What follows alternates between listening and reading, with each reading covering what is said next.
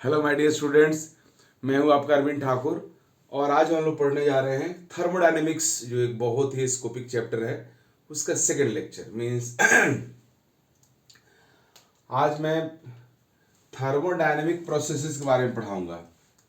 Thermodynamic process, यहाँ से formally thermodynamics हमारा स्टार्ट हो जाता है। अब तक इससे पहले वाले वीडियो में हम लोग डेफिनेशंस और कुछ इंपॉर्टेंट बात डिस्कस किए थे। अब शुरू करते हैं थर्मोडायनेमिक प्रोसेसेस। थर्मोडायनेमिक प्रोसेसेस का दो टाइप है, एक रिवर्सिबल और दूसरा इरिवर्सिबल प्रोसेस। पहले डिस्कस करते हैं रिवर्सिबल प्रोसेस क्या होता है। तो देखो जी, रिवर्सिबल प्रोसेस नेम से क्लियर है। रिवर्सिबल प्रोसेस वह प्रोसेस होता है जो बोथ डायरेक्शन में हो, मीन्स दोनों ही डायरेक्शन में जो प्रोसेस हो। दोनों डायरेक्शन में होने का मीनिंग क्या है? रिवर्सिबल प्रोसेस वह प्रोसेस होता है जो बोथ डायरेक्शन में हो। यहां पे देखो जी, रिवर्सिबल प्रोसेस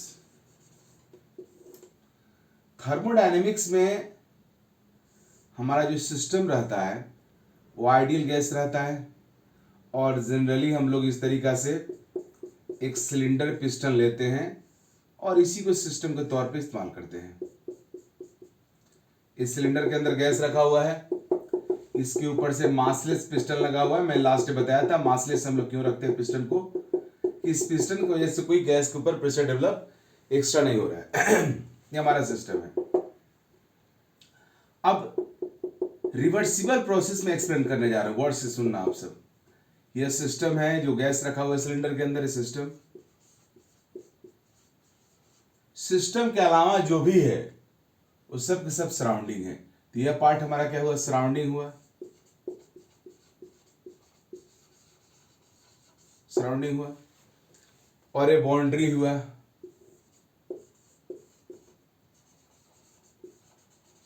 बाउंड्री, सिस्टम और सराउंडिंग के बीच में जो इंटरफेस होता है उसको बाउंड्री बोलते हैं।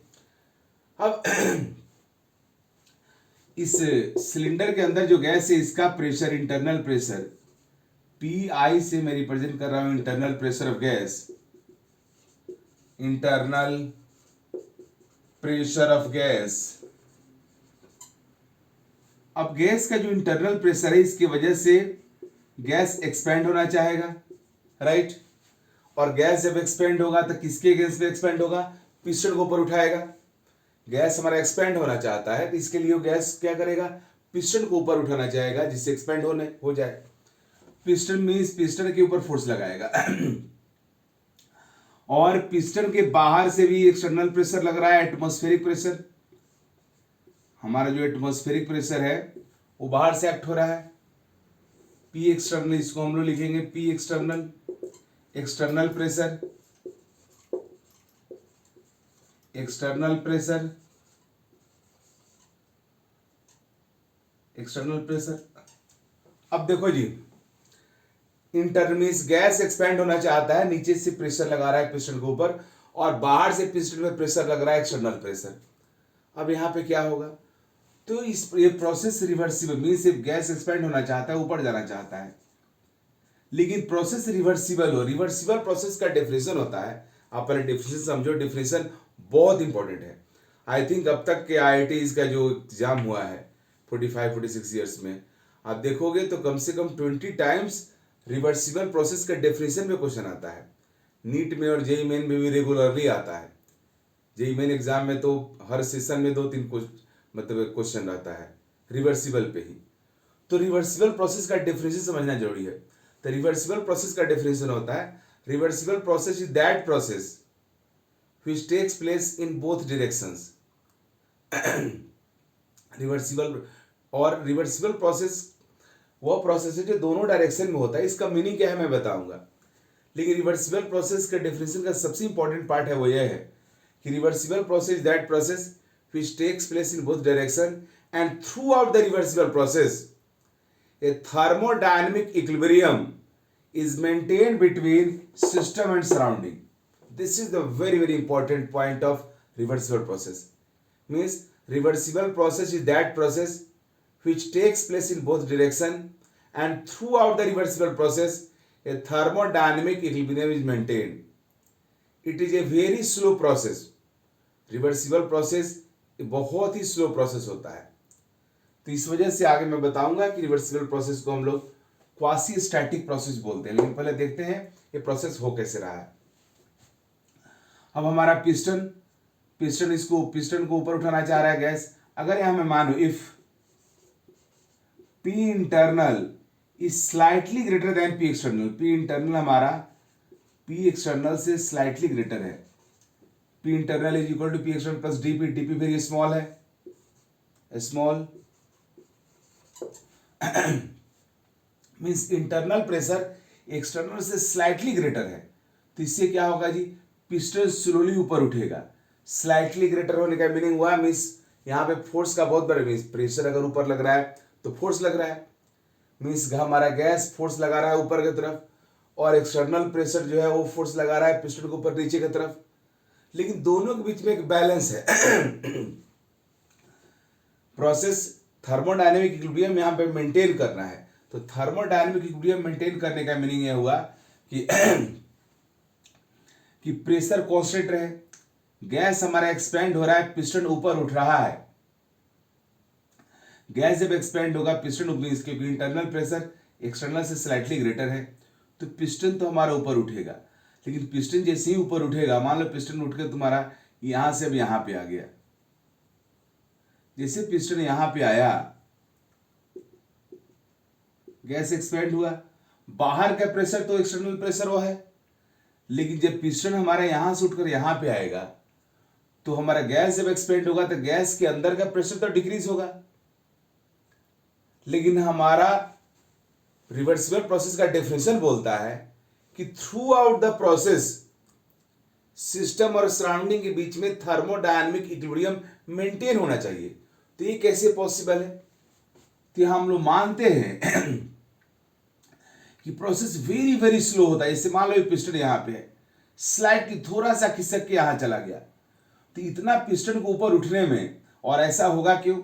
क्योंकि इंटरनल और एक्सटर्नल प्रेशर के बीच डिफरेंस बहुत कम है। एज फॉर एग्जांपल, जैसे एक्सटर्नल प्रेशर मैं मान रहा हूं कि यहाँ पे एटमॉस्फेरिक प्रेशर है और ये अब हमारा 1 atm है, एक्सटर्नल प्रेशर 1 atm है, और इंटरनल प्रेशर यहाँ पे अगर हो जाए 1.00001 atm, तब भी गैस पिस्टन ऊपर उठेगा क्योंकि इंटरनल प्रेशर जो है एक्सटर्नल से स्लाइटली लेस है। इंटरनल प्रेशर एक्सटर्नल से स्लाइटली ग्रेटर है, तो स्लाइटली ग्रेटर होगा तब भी पिस्टन तो ऊपर जाएगा, but very slow, pressure difference बहुत कम है, इसलिए धीरे धीरे चलेगा यह। और प्रोसेस को रिवर्सिबल बनाने के लिए मीन्स थर्मोडायनेमिक इक्विलिब्रियम मेंटेन करना है यहाँ पे हमें सराउंडिंग और सिस्टम के बीच में। तो इसके लिए हम लोग को ये प्रोसेस को वेरी स्लो रखना पड़ेगा। अब इसे पिस्टन यहाँ पे है, यहाँ से यहाँ चला गया, थोड़ा सा पिस्टन ऊपर उठा, गैस एक्सपैंड हुआ, तो गैस का जो प्रेशर है स्लाइटली डिक्रीज होगा। बट पिस्टन इतना धीरे धीरे ऊपर जा रहा है, पिस्टन इतना स्लोली जा रहा है ऊपर, यहां पे इतना स्लोली ऊपर जा रहा है कि प्रेशर में जो चेंजेज आ रहा है उसको हम नेग्लेक्ट कर सकते हैं। ये सही पिस्टन है, गैस का इंटरनल प्रेशर P है, थोड़ा सा पिस्टन ऊपर उठा, गैस एक्सपेंड हुआ, प्रेशर हल्का डिक्रीज हुआ होगा, बट डिफरेंस इतना कम होगा कि उसको हम नेग्लेक्ट कर सकते हैं। पिस्टन हम लोग यहाँ पे धीरे धीरे पिस्टन को स्लोली ऊपर मोशन करवाते हैं, स्लोली धीरे धीरे ऊपर जा रहा है, जिसकी वजह से गैस के एक्सपैंड होने से पिस्टन को ऊपर उठने से जो प्रेशर में चेंज आ रहा है वो चेंज इतना स्मॉल होगा कि उसको हम नेग्लेक्ट कर देते हैं। हालांकि ये प्रोसेस प्रैक्टिकली पॉसिबल नहीं है। प्रैक्टिकली तो क्लियर है कि गैस जब एक्सपैंड होगा पिस्टन ऊपर उठेगा तो गैस का प्रेशर डिक्रीज होगा, जब गैस का प्रेशर डिक्रीज होगा अंदर का प्रेशर डिक्रीज होगा तो प्रेशर चेंज हो रहा है, जब प्रेशर चेंज हो रहा है तो फिर थर्मोडायनेमिक इक्विलिब्रियम मेंटेन कैसे होगा? और अंदर का प्रेशर अगर चेंज, और यहाँ पे हमें इस तरह से रखना है सिस्टम को कि पिस्टन नीचे भी आ सके। जैसे पिस्टन भी ऊपर जा रहा है, थोड़ा सा ऊपर से प्रेशर बढ़ाओगे तो पिस्टन नीचे भी आ सकता है। मीन्स यहाँ पे हमारा जो प्रोसेस है वो दोनों डायरेक्शन में हो सकता है, पिस्टन ऊपर भी जा सकता है, नीचे भी आ सकता है। ऊपर से थोड़ा सा प्रेशर इंक्रीज करोगे पिस्टन नीचे आना शुरू हो जाएगा। क्यों? क्योंकि इंटरनल और एक्सटर्नल प्रेशर ऑलमोस्ट यहाँ पे बराबर है, उससे वेरी स्मॉल डिफरेंस है। ये क्लियर है कि जैसे से गैस एक्सपेंड होगा अंदर का प्रेशर डिक्रीज होगा तो उसे करस्पॉन्डिंग बाहर का भी डिक्रीज होना चाहिए, तभी तक बैलेंसिंग रहेगा। लेकिन हम लोग उसको नेग्लेक्ट कर देते हैं क्योंकि ये प्रैक्टिकली पॉसिबल नहीं है। आइडियल हम लोग प्रोसेस है यार, ये प्रैक्टिकली पॉसिबल नहीं है। हम लोग नेग्लेक्ट करके इसको बना देते हैं, रिवर्सिबल मानते हैं कि यहाँ पे गैस जैसे से गैस हमारा एक्सपेंड हो रहा है वैसे वैसे इंटरनल प्रेशर डिक्रीज हो रहा है, डिक्रीज तो हो रहा है लेकिन डिक्रीमेंट जो हो रहा है, जो चेंज हो रहा है वो नेग्लिजिबल है। अभी पिस्टन यहाँ पे है, थोड़ा सा यहाँ गया, थोड़ा सा यहाँ गया, पिस्टन इतना धीरे धीरे आगे बढ़ रहा है कि पिस्टन के आगे बढ़ने की वजह से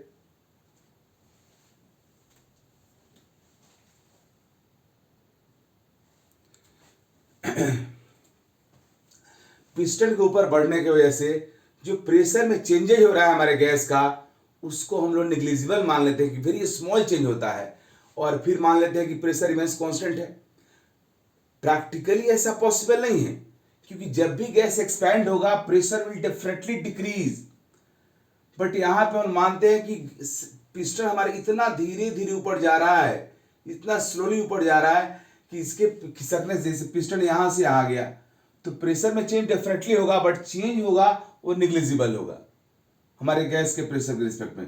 फिर पिस्टन थोड़ा और आगे बढ़ा, फिर थोड़ा और आगे बढ़ा, धीरे धीरे धीरे धीरे पिस्टन हमारे ऊपर उठ रहा है, जिसकी वजह से पिस्टन को एक स्टेप से दूसरे स्टेप में जाने में जो प्रेशर का चेंजेज हो रहा है वो निग्लिजिबल है। और इस तरीका से हमारा प्रोसेस क्या बन जाता है? रिवर्सिबल।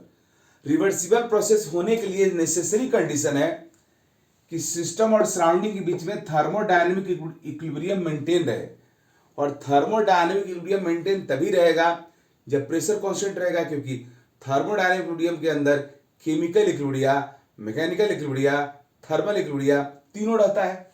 तो केमिकल इक्विलिब्रिया तो ऑलरेडी है, जो आप इस सिलेंडर के अंदर गैस लिए रहोगे वही गैस रहेगा, वो चेंज होगा नहीं, तो कंफर्म है। तो केमिकल कंपोजिशन तो कांस्टेंट है। अब बात है कि हमारा थर्मल थर्मल इक्विलिब्रियम तो भी मेंटेन रहेगा, टेम्परेचर यहां चेंज नहीं हो रहा है। लेकिन मैकेनिकल इक्विलिब्रियम तो यहां मेंटेन नहीं दिख रहा है, क्योंकि जैसे से पिस्टन ऊपर जाएगा गैस का प्रेशर डिक्रीज होगा, और मैकेनिकल इक्विलिब्रियम के लिए प्रेशर को कांस्टेंट रहना पड़ेगा, मींस प्रेशर में चेंज जीरो होना चाहिए।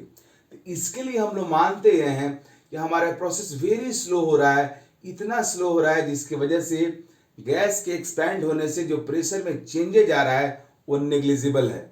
और जब प्रेशर में चेंज नेग्लिजिबल हो गया तो मान लेते हैं प्रेशर रिमेंस कांस्टेंट हो गया। तो ओवरऑल हमारा रिवर्सिबल प्रोसेस एक आइडियल प्रोसेस है जिसको प्रैक्टिकली कैरी आउट नहीं किया जा सकता है, क्योंकि हाँ अब इसको प्रैक्टिकली कब होगा? जब नेग्लेक्ट मान लिए तो हो गया। इसलिए यह रिवर्सिबल प्रोसेस एक आइडियल प्रोसेस है। अब होता क्या है, अब सिस्टम और सराउंडिंग के बीच में हम लोग थर्मोडायनेमिक इक्विलिब्रियम को मेंटेन करने के लिए रिवर्सिबल प्रोसेस को वेरी स्लो रखते हैं, धीरे धीरे पिस्टन हमारे ऊपर उठता है। आप देखो मेरे हैंड को, अभी यहाँ पे मैं इस अपने हैंड को धीरे धीरे मैं उठा रहा हूँ, आपको लग रहा है उठ रहा है? लग रहा नहीं उठ रहा है, क्योंकि बहुत धीरे वेरी स्लोली अगर आप इसको मोशन करा रहा हूँ मैं हाथ को, तो देखने वाले को लगेगा कि मेरा हाथ हैंड रुका हुआ है, ये पाम आग ऊपर बढ़ ही नहीं रहा है। तो वही चीज यहां पे होता है, रिवर्सिबल प्रोसेस इतना स्लो होता है कि जो बाहर से देख रहा ऑब्जर्वर है उसको लगता है कि पिस्टन क्या स्टैटिक है, लेकिन स्टैटिक रहता नहीं है, धीरे धीरे मोशन करता है। लेकिन हाँ, इनके मोशन का जो रेट होता है वो बहुत कम रहता है, जिसकी वजह से piston looks like static, piston लगता है कि रुका हुआ है। इसी वजह से हम लोग रिवर्सिबल प्रोसेस को बोलते हैं quasi static process. Reversible process is also called quasi static process. Quasi static process, quasi static process का मीनिंग हुआ looks like static.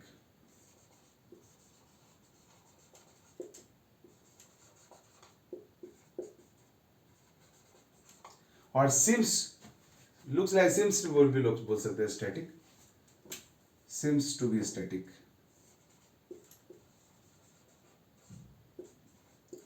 To be static, static जैसा दिखता है। तो यह हमारा हुआ रिवर्सिबल प्रोसेस। रिवर्सिबल प्रोसेस एक आइडियल प्रोसेस है। रिवर्सिबल प्रोसेस एक वेरी स्लो प्रोसेस है। पूरे पूरे रिवर्सिबल प्रोसेस के during through out the reversible process system और सराउंडिंग के बीच में थर्मोडायनामिक इक्विलिब्रियम मेंटेन रहता है। ये सब इंपॉर्टेंट पॉइंट है। Reversible process is also called quasi static process because it's looks like static, लगता ही नहीं है कि प्रोसेस हो रहा है। Reversible process is an ideal process. ये सारे रिवर्सिबल प्रोसेस का प्रॉपर्टीज है। तो ओवरऑल क्लियरली लग गया होगा कि ये रिवर्सिबल प्रोसेस प्रैक्टिकली पॉसिबल नहीं है, ये हमारा आइडियल प्रोसेस है। लेकिन पूरे थर्मोडायनेमिक्स में जितने भी मैं फॉर्मूला डिराइव करूंगा, जितने भी हमारे प्रोसेस हैं, सबको हम लोग रिवर्सिबल मानते हैं। रिवर्सिबल मान करके ही हम लोग सारे फॉर्मूला डिराइव किए हैं। जो रियल में नेचुरल प्रोसेस होता है, जो प्रैक्टिकल प्रोसेस है, वह होता है इरिवर्सिबल, और वो मैं बताने जा रहा हूं। तो ये था रिवर्सिबल प्रोसेस। अब देखते हैं इरिवर्सिबल प्रोसेस क्या होता है। समझ रहे हो आप सब? थोड़ा सा ये रिवर्सिबल प्रोसेस लगता है कि, बट है नहीं कॉम्प्लिकेटेड, सिंपल सी बात है। रिवर्सिबल प्रोसेस डेलिबरेटली कराया जाता है, खुद ब खुद होता नहीं है, क्योंकि यहाँ पे हम लोग को सिस्टम और सराउंडिंग के बीच में जो इक्विलिब्रियम है वो मेंटेन रखना है। अब इरिवर्सिबल प्रोसेस देखते हैं।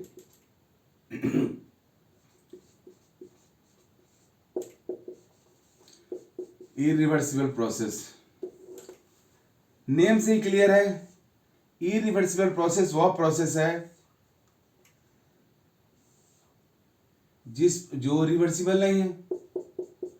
Irreversible process that which is not reversible, जो रिवर्सिबल नहीं है उसको क्या बोलेंगे? Irreversible process. ये प्रैक्टिकली पॉसिबल है, प्रैक्टिकल प्रोसेस है। अब देखो जी, यहाँ पे ये हमारा सिस्टम है, सिस्टम और ये सराउंडिंग है। पिस्टन के ऊपर बाहर से एक्सटर्नल प्रेशर लग रहा है, अभी तो एटमॉस्फेरिक प्रेशर ही लगेगा, पी एक्सटर्नल 1 atm। यह सिस्टम है। अब मैं क्या किया पहले कि पिस्टन को कंप्रेस कर दिया, पूरी तरह से दबा दिया और उसके बाद छोड़ दिया। अब पिस्टन को कंप्रेस में कर दिया, कंप्रेस्ड। अब इसको कंप्रेस करके अगर आप छोड़ोगे, मान लो पिस्टन को पूरा जोर से कंप्रेस कर दिया और इसका पिस्टन हमारा नीचे आ गया, अंदर का प्रेशर हो गया 3 atm, पिस्टन इज कंप्रेस्ड।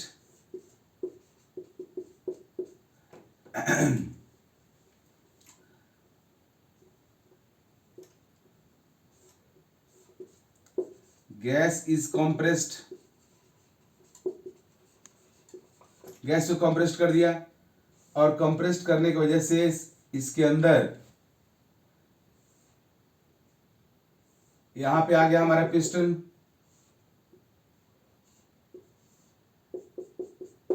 अब गैस कंप्रेस हो गया है, बाहर का प्रेशर तो अभी भी 1 atm ही होगा, बाहर का जो प्रेशर है वो तो 1 atm ही रहेगा अभी भी, तो 1 atm है। और अंदर का जो प्रेशर है पी इंटरनल, यह है मान लो 3 atm हो गया इंक्रीज होकर के, और बाहर का जो एक्सटर्नल प्रेशर है वो तो अभी भी 1 atm है। Then what will happen? अब क्या होगा जी? अब आपको कुछ नहीं करना है, जैसे ही आप पिस्टन को जोर से दबा करके इस कंडीशन में ला दिए हो, अब जैसे ही आप छोड़ोगे यह तेजी से बूम ऊपर की तरफ फेंकेगा। हो सकता है कि यह हमारा पिस्टन सिलेंडर से बाहर निकल के यहां गिर जाए, और नहीं तो बहुत तेजी से ऊपर जाएगा, वेरी फास्ट, और एक ही डायरेक्शन मोशन करेगा। मींस हमारा इरिवर्सिबल प्रोसेस वह प्रोसेस होता है जो यूनिट डायरेक्शन होता है, एक ही डायरेक्शन में होता है। इरिवर्सिबल प्रोसेस ओनली 1 डायरेक्शन में होता है, मींस एक ही डायरेक्शन में होगा और ये ऊपर जाएगा। मींस आप देख रहे हो किधर जाएगा, यहाँ पे अभी अंदर का प्रेशर बाहर के प्रेशर से बहुत ज्यादा है। जब इंटरनल और एक्सटर्नल प्रेशर के बीच में लार्ज डिफरेंस होगा तब हमारा प्रोसेस जो होता है इरिवर्सिबल है। इरिवर्सिबल प्रोसेस यही नेचुरल प्रोसेस है। यह पिस्टन को आपने जोर से दबा करके छोड़ दिया, खुद से हो रहा है, और ये वेरी स्पीड से होगा, बहुत ज्यादा स्पीड से होता है। यहाँ पे सिस्टम और सराउंडिंग के बीच में कोई थर्मोडायनामिक इक्विलिब्रियम मेंटेन नहीं रहता है। Irreversible process is a very fast process, it takes place in only 1 direction. हमारा इरिवर्सिबल प्रोसेस वह प्रोसेस है जो प्रैक्टिकल होता है। रिवर्सिबल प्रोसेस हम लोग डेलिबरेटली कराते हैं, इसकी जरूरत नहीं है, आप पिस्टन को दबा के छोड़ दिया, हो गया, राइट। तो यह हमारा है इरिवर्सिबल प्रोसेस। थर्मोडायनेमिक्स में इस प्रोसेस का बहुत लिमिटेशन है, बहुत कम यूज है। पूरे के पूरे थर्मोडायनेमिक्स में हम लोग बेसिकली रिवर्सिबल प्रोसेस को ही पढ़ेंगे, इसको भी मैं पढ़ाऊंगा, लेकिन इसका बहुत ज़्यादा इंपॉर्टेंस नहीं है। मेन है रिवर्सिबल प्रोसेस। तो अब रिवर्सिबल प्रोसेस का टाइप पढ़ते हैं, क्या क्या होता है। क्लियर, समझ रहे हो इरिवर्सिबल प्रोसेस क्या है। तो यह था रिवर्सिबल एंड इरिवर्सिबल प्रोसेसेस। अब देखो बाबू, अब पढ़ते हैं हम लोग type of reversible process. Type of reversible process. Reversible process का जो टाइप है उसको हम लोग वन बाई वन पढ़ेंगे। तो इसमें सबसे पहला टाइप है, फर्स्ट, वो है आइसोथर्मल। Isothermal process. सेकेंड है हमारा आइसोबारिक।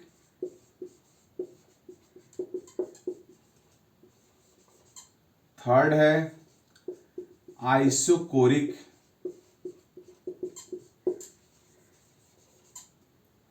फोर्थ है एडियाबेटिक। Adiabatic process. फिफ्थ है साइक्लिक प्रोसेस। और एक हम लोग रख लेते हैं लास्ट में, वो polytropic process. I will discuss in detail what is this polytropic process. Polytropic process. तो ये हमारे प्रोसेसेस हैं जिनको वन बाय वन करके मैं डिस्कस करने जा रहा हूं आपसे। तो शुरू करता हूं isothermal process. Isothermal process. Isothermal,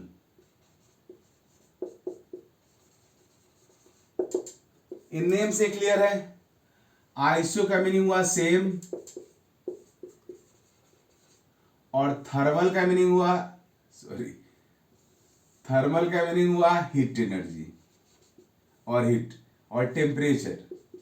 thermal को हीट से भी रिलेटेड करते हैं और टेम्परेचर से भी। टेम्परेचर यहां ज्यादा सुटेबल रहेगा। आइसोथर्मल का मीनिंग हुआ वह प्रोसेस जिस प्रोसेस के ड्यूरिंग टेम्परेचर सेम रहेगा, मीन्स टेम्परेचर कांस्टेंट रहता है। Means isothermal process that process in which temperature of the system remains constant, right. अब टेम्परेचर कांस्टेंट हो गया, अगर टी कांस्टेंट हो गया, here T is constant, T अगर कांस्टेंट हो गया तो delta T change in temperature क्या हो जाएगा, जीरो हो जाएगा। अब मैं तुम सबको बता चुका हूं कि हमारे थर्मोडायनेमिक्स में जो सिस्टम होता है जिसके ऊपर हम लोग सारे डेरिवेशन कर रहे हैं, जिसके लिए प्रोसेस पढ़ रहे हैं, वो थर्मोडायनेमिक सिस्टम बेसिकली हमारा आइडियल गैस रहता है। मीन्स आइडियल गैस के ऊपर ही हम लोग सारे एक्सपेरिमेंट करते हैं, और जितने भी हमारे थ्योरीज और डेरिवेशंस होंगे सब के सब ideal gas as a system को मान करके। तो यहाँ पे टेम्परेचर कांस्टेंट है, और सिस्टम के अंदर जो गैस का अमाउंट हम लोग लिए होंगे वो भी तो पक्का कांस्टेंट होगा, एन भी कांस्टेंट होगा। Number of mole of gas in system constant होगा, एन। एन हुआ number of moles of gas in system, ये भी कांस्टेंट होगा। तो टेम्परेचर कांस्टेंट हो गया, नंबर ऑफ मोल कांस्टेंट हो गया, तो गैस के प्रेशर वॉल्यूम में क्या रिलेशन होगा, ये तो बन गया बॉयल्स लॉ।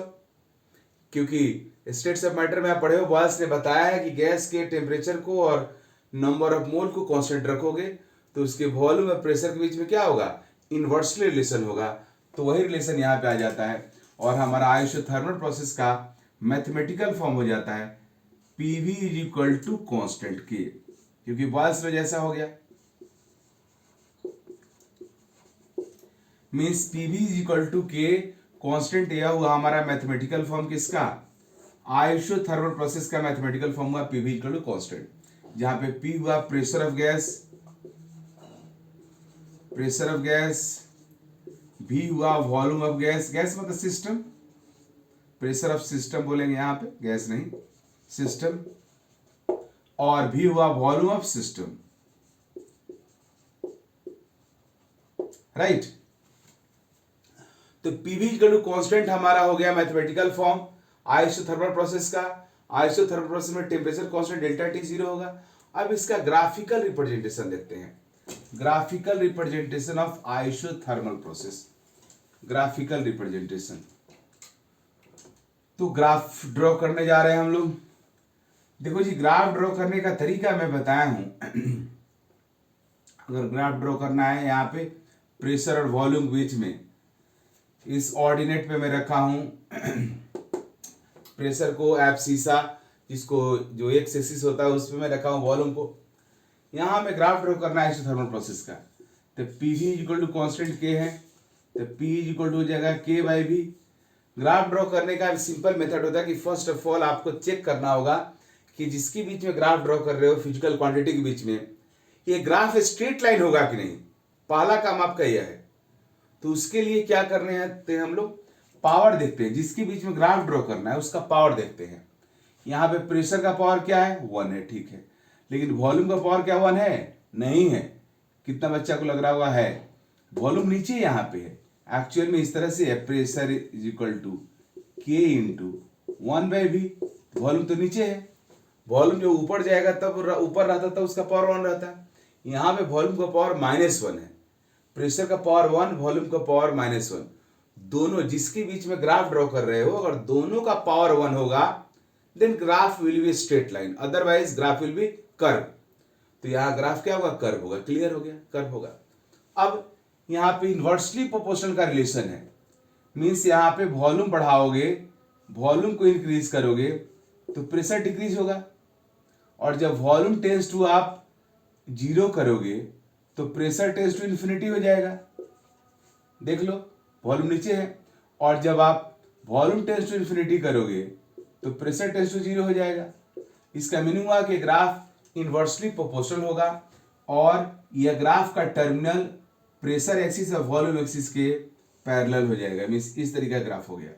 मीन्स ये तरह तुम्हारा क्या हो गया जी, एक तरह से हाइपरबोला हो जैसा हो गया। अब ऐसा कैसे हुआ, तो यहाँ पे इनवर्सली प्रोपोर्शनल ग्राफ है, क्योंकि प्रेशर वॉल्यूम का वैल्यू बढ़ रहा है, प्रेशर घट रहा है, इनवर्सली रिलेशन हो गया। अब जिस समय ग्राफ देख रहे हो, जिस समय ग्राफ वॉल्यूम एक्सिस के को टच करने जा रहा है, उससे प्रेशर का वैल्यू 0 है। तो जब प्रेशर 0 होगा तब वॉल्यूम का वैल्यू कितना होगा, इन्फिनिटी होगा। तो इन्फिनिटी कहां पे जाएगा, तो इन्फिनिटी को तो कोई मिलता नहीं है। तो इन्फिनिटी पे हम लोग मानते हैं कि इन्फिनिटी 2 पैरेलल लाइंस जाकर इन्फिनिटी पे मिलती है। हम लोग ऐसा मानते हैं कि 2 पैरेलल लाइंस कहां मिलती है जी, इन्फिनिटी में मिलती है। क्यों, क्योंकि इन्फिनिटी मिलती ही नहीं है कभी, इसलिए पैरेलल लाइंस को बोल देते हैं कि इन्फिनिटी मिलती है। क्योंकि इन्फिनिटी किसी को मिलता नहीं है, जिसको इन्फिनिटी मिल जाता है फिर वो किसी को मिलता नहीं है, क्योंकि इन्फिनिटी के पास पहुंचा नहीं जा सकता है। तो यहाँ पे मैं यही दिखा रहा हूं कि जिस समय प्रेशर का वैल्यू 0 होगा अप्रॉक्सीमेटली, वॉल्यूम इनफिनाइट हो जाएगा, तो ग्राफ को पैरेलल कर दिया वॉल्यूम एक्सिस के। सेम इसी तरह से यहाँ पे प्रेशर एक्सिस ग्राफ पैरेलल हो गया। मीन्स एक तरह से आइसोथर्मल प्रोसेस का जो ग्राफ है वो आपका हाइपरबोला जैसा हो गया। अब देखो, यहाँ पे टी कांस्टेंट है, कांस्टेंट टेम्परेचर पे कहीं भी कोई भी ग्राफिकल रिप्रेजेंटेशन होगा उसको बोलते हैं हम लोग आइसोथर्म, आइसोथर्म, राइट।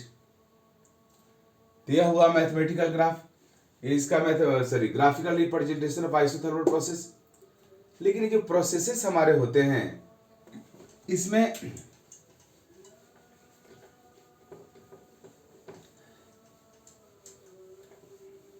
इसमें एक्सपेंशन और कंप्रेशन की भी बात होती है। जैसे यहां पे हमारा ग्राफ है और ये भी ग्राफ है, प्रेशर वॉल्यूम में ग्राफ है, यहाँ पे 0 है, प्रेशर वॉल्यूम की जो ग्राफ है।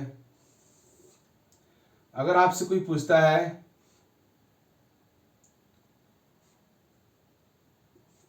कि यह ग्राफ किस प्रोसेस का है, तो डेफिनेटली आप बोलोगे कि आइसोथर्मल का है। ये भी आइसोथर्मल है और ये भी आइसोथर्मल है।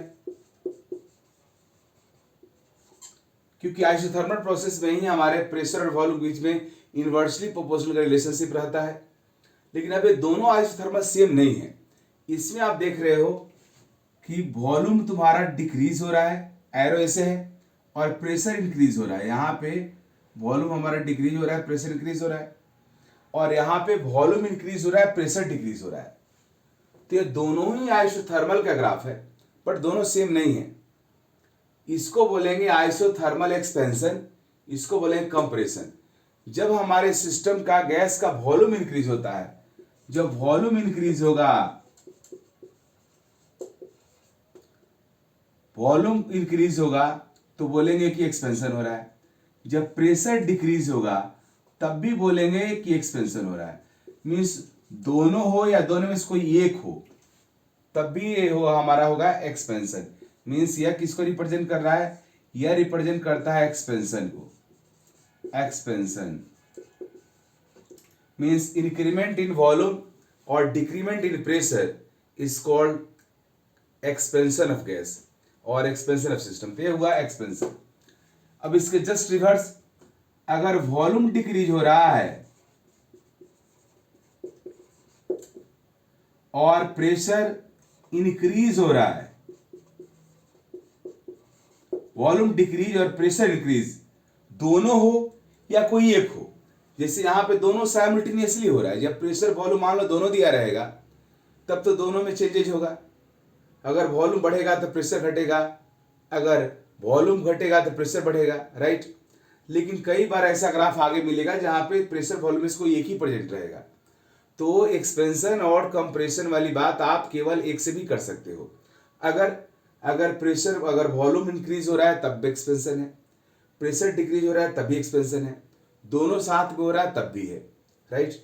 जैसे यहाँ पे वॉल्यूम डिक्रीज हो रहा है, प्रेशर इंक्रीज हो रहा है, तो ये हमारा हो जाएगा कंप्रेशन। समझ रहे हो? क्लियर? चलिए तो इसको मिटाता हूं। यह था हमारा आइसोथर्मल प्रोसेस। अब अगला प्रोसेस हम लोग का है isobaric process. Isobaric process name से ही क्लियर है। आइसोबारिक प्रोसेस ऐसा प्रोसेस, आइसो का मीनिंग हुआ सेम, और बारीक का तो प्रेशर, बार से हम लोग प्रेशर आया, बारीक, यह हुआ प्रेशर। मीन्स ऐसा प्रोसेस जहां पे pressure constant, mean through out the process pressure will be constant. यहाँ प्रेशर कांस्टेंट होगा तो पी कांस्टेंट है। यहाँ पे अगर प्रेशर कांस्टेंट है तो change in pressure will be zero. इसका मैथमेटिकल फॉर्म यही होगा, pressure constant, P equal constant. अब इसका ग्राफिकल रिप्रेजेंटेशन देखते हैं, ग्राफ से कैसे रिप्रेजेंट करेंगे। तो किसी भी ऐसा प्रोसेस जहां पे प्रेशर कांस्टेंट हो वो हमारा क्या होगा? आइसोबारिक होगा। अब यहाँ इस एक्सिस पे मैं पी लिया हूं और इस एक्सिस पे मैं भी लिया हूं। अब गौर से देखो यहाँ पे, मीन्स गैस का वॉल्यूम बढ़ रहा है बट प्रेशर क्या है? कांस्टेंट है। देख रहे हो ग्राफ? प्रेशर कांस्टेंट है but volume is continuously increasing. So this process is isobaric process. Isobaric process.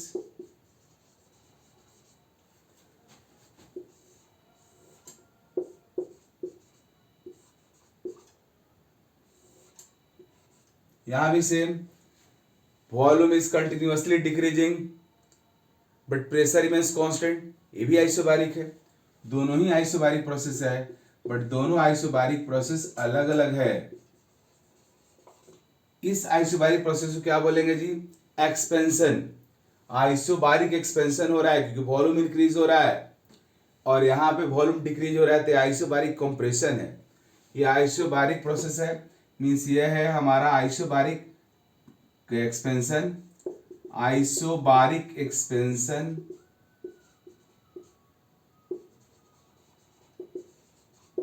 और ये है आइसोबारिक कंप्रेशन।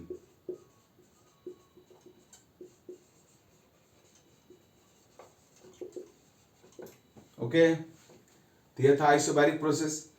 अगला हमारा प्रोसेस है ये छोटी छोटी बातें हैं जो दिमाग में रखना बहुत जरूरी है। मैं फिर से बता दे रहा हूँ, थर्मोडायनेमिक्स एक बहुत ही आसान, बहुत स्कोपिक एंड बहुत इंपॉर्टेंट एंड बहुत डिफिकल्ट माइंड इट सेक्शन है। बहुत आसान इसलिए क्योंकि इसमें सब कुछ ऐसा दिया हुआ है जिसको प्रैक्टिकली कंपेयर कर सकते हो और इजीली ग्रैप्सेबल होता है। और इंपॉर्टेंट तो मैं बता ही चुका हूं पहले वीडियो में, लेकिन डिफिकल्ट क्यों होता है तो उसके पीछे रीजन यह है कि इससे बहुत छोटी छोटी चीजें अलग अलग जगह पे पढ़ना रहता है, सब अलग अलग। जैसे मैं अभी आपको पढ़ा रहा हूँ, इसके बाद पढ़ाऊंगा थर्मोडायनेमिक वर्क डन, फिर सब में वर्क डन निकलेगा, फिर हम लोग पढ़ेंगे इंटरनल एनर्जी, फिर पढ़ेंगे फर्स्ट मतलब थर्मोडायनेमिक्स के लॉज, फिर चल जाएंगे उधर पढ़ने के लिए हम लोग इंथैल्पी पढ़ेंगे, और इंथैल्पी से पढ़ लेंगे उसके बाद चले जाएंगे हम लोग स्पेसिफिक हीट पढ़ने, फिर उसको पढ़ कर आएंगे मीन्स, फिर इंटरनल एनर्जी का एक्सप्रेशन डिराइव करेंगे। मीन्स बहुत सारे सेक्शंस को अलग अलग करके पढ़ना है। बीच में फिर थर्मल केमिस्ट्री भी आ जाता है, और फिर बाद में सबको कनेक्ट करना पड़ता है। आपके एग्जाम में सबसे कनेक्ट करके क्वेश्चन आता है, और आप सबको अलग अलग पढ़ते हो, तो अलग अलग पढ़ने के बाद सबको कनेक्ट करना पड़ता है। अगर कनेक्ट नहीं करोगे तो आप फटीक हो जाओगे, क्वेश्चन जब आपके सामने आएगा तो लगेगा अरे बनेगा कैसे, पता ही नहीं चलेगा कौन सा फॉर्मूला इस्तेमाल करें। इसलिए आपको जरूरी है कि हर पॉइंट जो मैं पढ़ा रहा हूँ उसको अच्छे से दिमाग में रखें। अगर ऐसा करोगे तो प्रॉब्लम कभी नहीं होगा आपके साथ। चलिए देखिए, अगला हमारा प्रोसेस है वो है आइसोकोरिक। ये नेम से क्लियर है, आइसोकोरिक।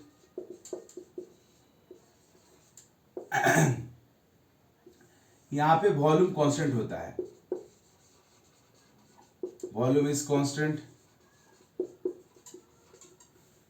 मीन्स भी कांस्टेंट रहता है यहाँ पे। वॉल्यूम को मीन्स डेल्टा भी यहाँ पे 0 हो गया है हमारे आइसोकोरिक प्रोसेस में। अब इसका मैथमेटिकल फॉर्मूला भी इक्वल कांस्टेंट है। अब इससे ग्राफिकल रिप्रेजेंटेशन देखते हैं, तो इसका ग्राफिकल रिप्रेजेंटेशन इसी टाइप का होगा जैसे आइसोबारिक का हो रहा था। इस एक्सिस पे आपका प्रेशर है और यहाँ पे वॉल्यूम है, राइट।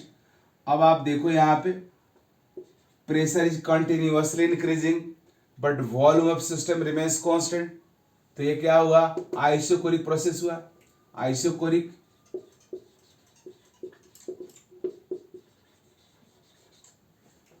एक और आइसोकोरिक प्रोसेस देखो, प्रेशर वॉल्यूम, ये भी आइसोकोरिक ही है।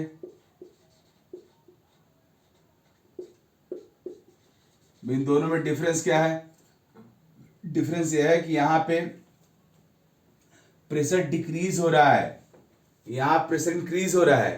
प्रेशर डिक्रीज होने का मीनिंग क्या हुआ, एक्सपेंशन। तो यह है आइसोकोरिक एक्सपेंशन, यह है एक्सपेंशन। और यहां पे प्रेशर इंक्रीज हो रहा है, क्या है, compression.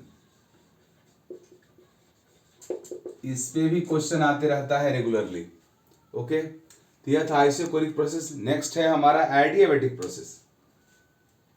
Adiabatic process,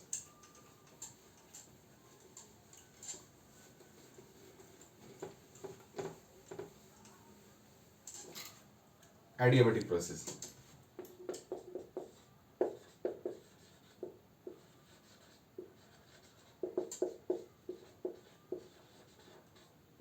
adiabatic process देखो, एडियाबैटिक प्रोसेस वह प्रोसेस होता है जिस प्रोसेस में Q0 होता है, मीन्स सिस्टम हमारा सराउंडिंग के साथ हीट एनर्जी को एक्सचेंज नहीं कर सकता है।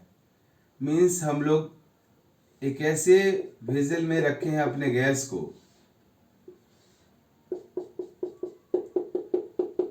कि गैस एक्सपेंड हो सकता है, गैस एक्सपेंड हो सकता है, बट ये हीट एनर्जी बाहर से एब्जॉर्ब नहीं कर सकता है। मीन्स यहाँ पे हीट का एंट्री और बाहर निकलना अलाउड नहीं है, क्यू यहाँ पे अलाउड नहीं है। मीन्स यहाँ पे क्यू का वैल्यू क्या रहता है, 0 रहता है। मीन्स न सिस्टम एनर्जी न ले सकता है न जो बाहर दे सकता है, कुछ नहीं कर सकता है।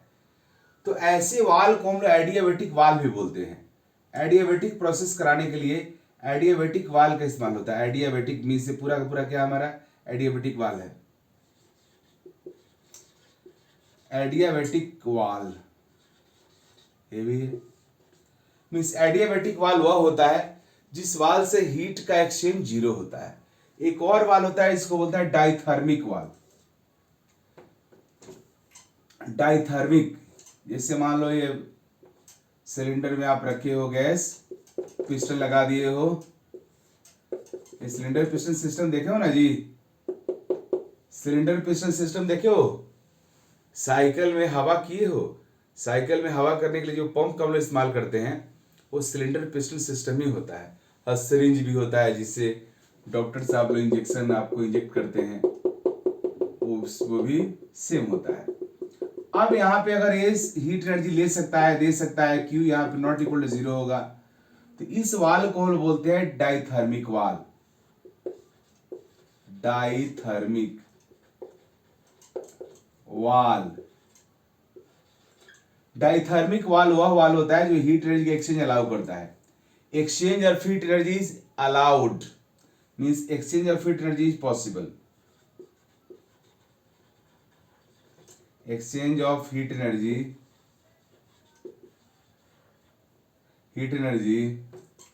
exchange of heat energy is possible,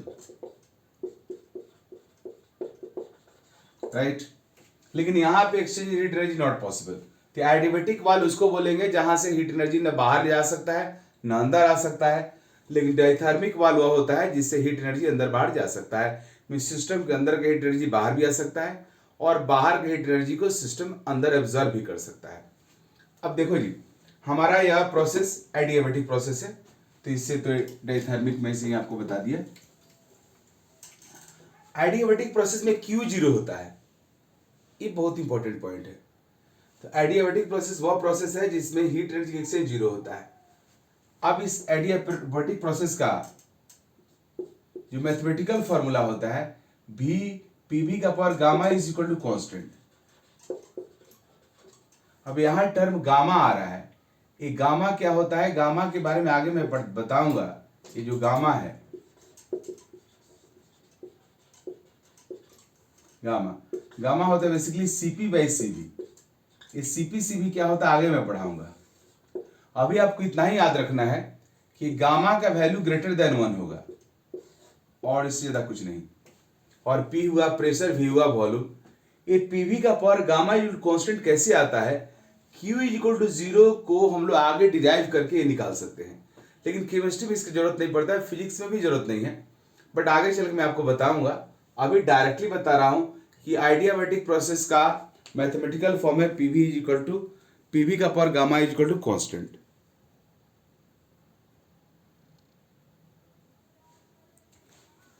अब इसका ग्राफिकल रिप्रेजेंटेशन देखते हैं।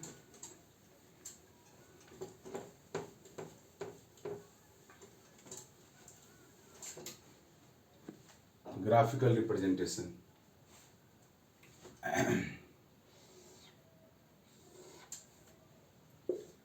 पी भी, अब देखो यह पीवी का power gamma is equal to constant है, तो P is equal to K by V का पावर गामा। इसका ग्राफ ड्रॉ करना है। यहां पे तो क्लियर है कि ग्राफ का नेचर आइसोथर्मल जैसा ही होगा, क्योंकि यहां भी प्रेशर वॉल्यूम इनवर्सली रिलेटेड है, बट ग्राफ का स्लोप अलग अलग हुआ है, क्योंकि यहाँ पे भी का पावर मीन्स भी का पावर गामा यहाँ पे है।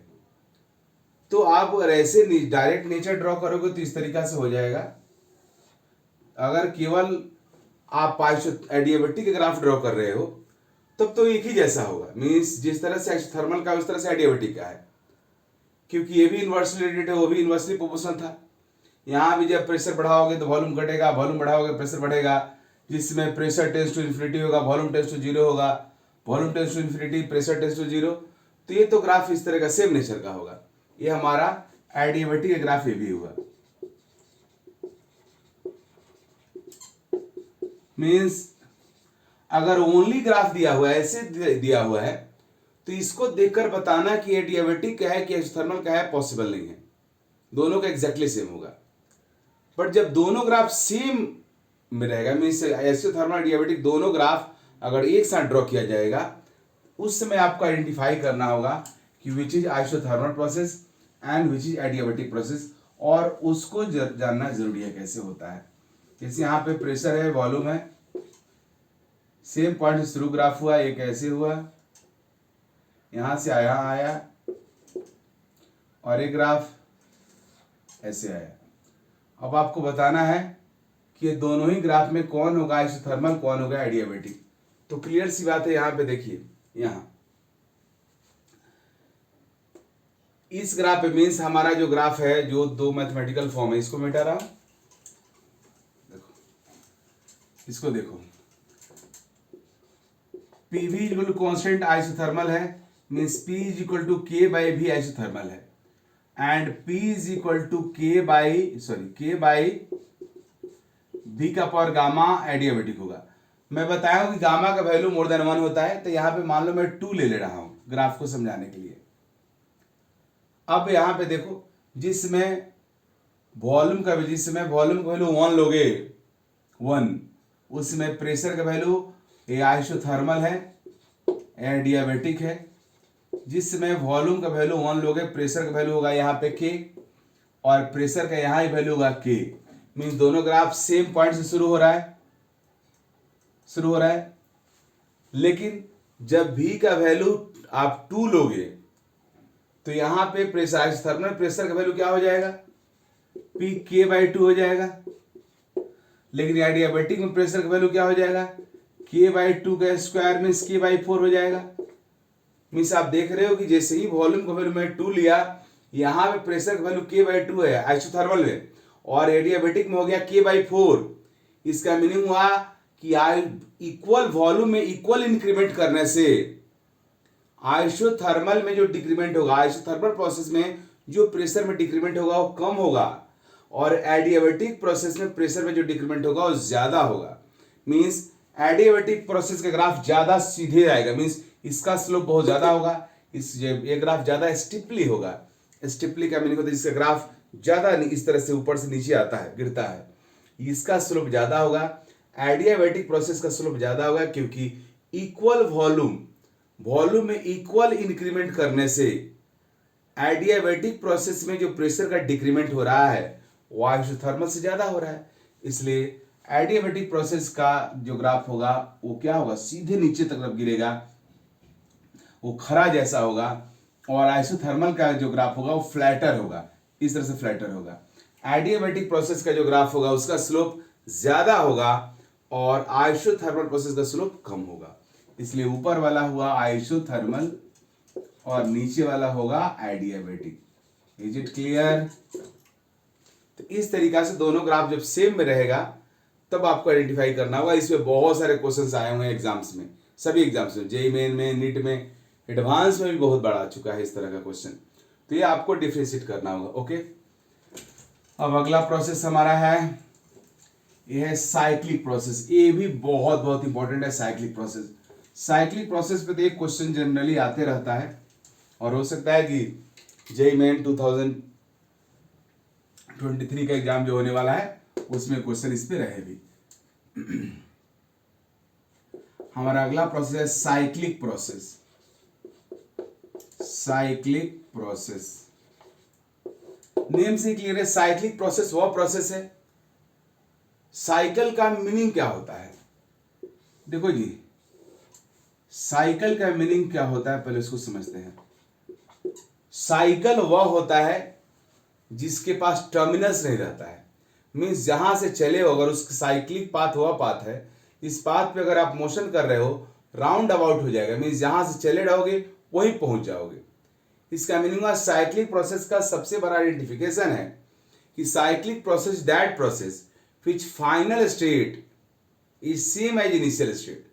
साइक्लिक प्रोसेस वह है जिसमें फाइनल स्टेट हमारे सिस्टम का इनिशियल स्टेट ही हो जाता है, उसको बोलते हैं हम लोग साइक्लिक प्रोसेस। जैसे यहां से हम लोग ए से शुरू किए कोई प्रोसेस, बी तक गए, बी से सी के पास आए, और फिर सी से ए के पास चले गए, तो प्रोसेस क्या हो गया, साइक्लिक।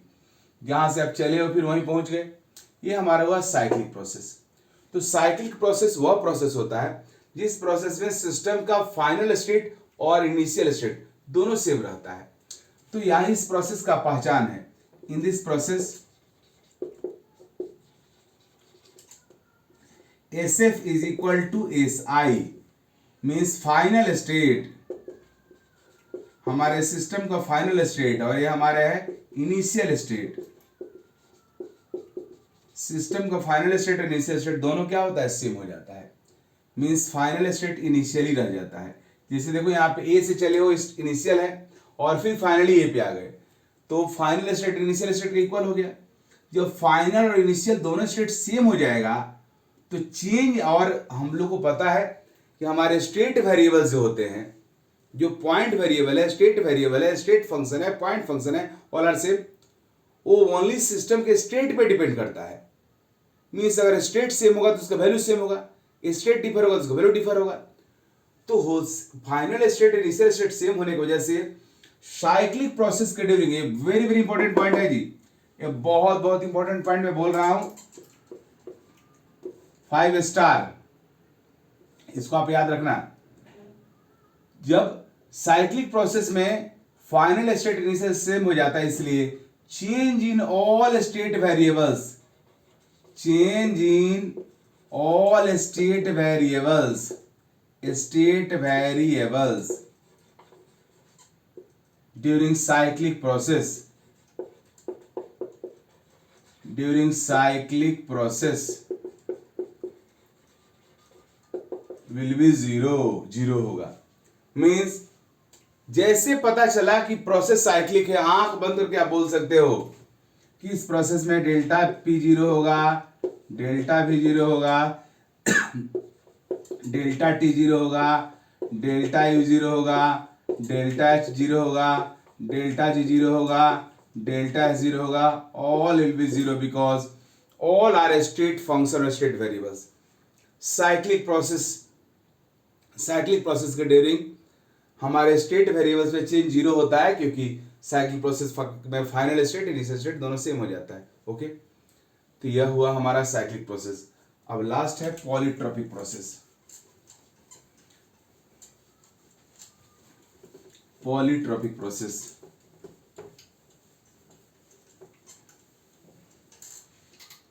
पॉलीट्रॉपिक,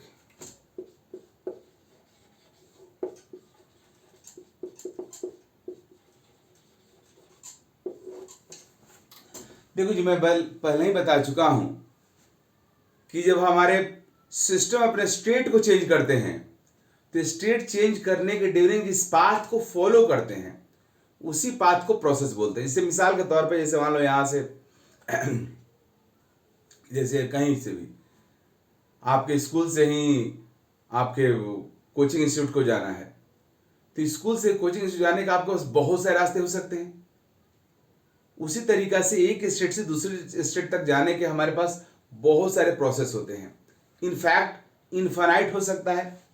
जैसे यहाँ पे एक हमारा स्टेट है और ए स्टेट बी है, ए से बी तक जाने के एक डायरेक्ट रास्ते ऐसे हुए, ऐसे घूम के जा सकते हैं, ऐसे घूम के जा सकते हैं, ऐसे घूम के जा सकते हैं, ऐसे घूम के आ सकते हैं, and all are different processes. इसलिए इस दुनिया में प्रोसेस इनफाइनाइट प्रोसेस हो सकता है, लेकिन कुछ चीज़ें जो हम लोग को समझ में आता है और जिससे पूरे फिजिक्स को और केमिस्ट्री को डील कर सकते हैं, उसको हम लोग पढ़ते हैं। जैसे isothermal, isobaric, isochoric, adiabatic, cyclic, और सबको मिला के मैं जनरल कर दिया पॉलीट्रॉपिक। पॉली का मतलब होता है मेनी, ट्रॉपिक मीन्स प्रॉपर्टीज। ऐसा प्रोसेस जिसमें बहुत सारा प्रॉपर्टीज है, इस एक जनरल प्रोसेस है यह, जनरल प्रोसेस। और इस प्रोसेस का मैथमेटिकल फॉर्म होता है पीवी का power N is equal to constant. N X भी लिख सकते हैं, पीवी का power X equal to constant. यहाँ पी प्रेशर हुआ, वी वॉल्यूम हुआ, एक्स कुछ भी हो सकता है, X is any number. N positive हो सकता है, निगेटिव हो सकता है, फ्रैक्शन हो सकता है, जीरो हो सकता है, और ये बहुत सारे प्रोसेस को रिप्रेजेंट करता है। एज फॉर एग्जाम्पल, अगर एक्स का वैल्यू 1 लोगे तो क्या बन जाएगा, आइसोथर्मल। एक्स का वैल्यू 0 लोगे तो क्या बन जाएगा, हमारा आइसोबारिक। और एक्स का वैल्यू -1 लोगे तो क्या हो जाएगा, पी बाई वी कॉन्स्टेंट। क्योंकि हमारा जो सिस्टम एक स्टेट से दूसरे स्टेट पे जाता है तो उस दरमियान वो कुछ भी उसका कांस्टेंट रह सकता है। प्रेशर कांस्टेंट हो सकता है, प्रेशर बाई वॉल्यूम कांस्टेंट हो सकता है, प्रेशर बाई वॉल्यूम के स्क्वायर कांस्टेंट हो सकता है, प्रेशर बाई वॉल्यूम और क्यू कांस्टेंट हो सकता है, प्रेशर इंटू वॉल्यूम का स्क्वायर कांस्टेंट हो सकता है, प्रेशर इंटू वॉल्यूम का पावर क्यू मींस किसी भी पाथ, किसी भी कांस्टेंट्स को फॉलो करके हमारा सिस्टम अपने स्टेट को चेंज कर सकता है। लेकिन सबको तो हम पढ़ेंगे नहीं, तो एक हम लोगों ने जनरल प्रोसेस डिफाइन कर दिया और उसको बोलते हैं पॉलीट्रॉपिक, पीवी का power X equal to constant. इस पॉलीट्रॉपिक प्रोसेस को मैं आगे पढ़ाऊंगा, बताऊंगा किस तरह से इसमें हमारा वर्क डन होगा, क्या होगा। ग्राफिकल रिप्रेजेंटेशन है कोई मतलब नहीं है, क्योंकि एक्स कुछ भी हो सकता है, तो इनका ग्राफ उसी टाइप का होगा जिस टाइप का हमारा आइसोथर्मल का और एडियाबेटिक का होता है। तो पॉलीट्रॉपिक प्रोसेस जनरल प्रोसेस हुआ।